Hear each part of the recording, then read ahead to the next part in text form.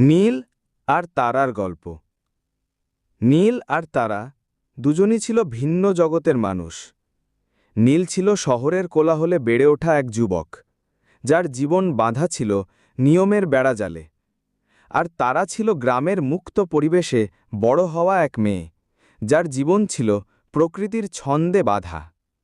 নীলের ছুটি কাটাতে গ্রামে আসা থেকেই তাদের প্রথম দেখা। তারা গ্রামের এক পুরনো লাইব্রেরিতে বই খুঁজতে গিয়ে নীলের সাথে পরিচয় হয়।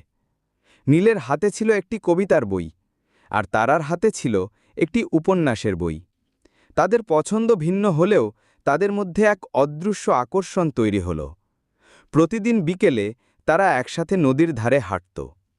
তারা নীলকে গ্রামের গল্প বলত, শোনাত তার ছেলেবেলার স্মৃতি।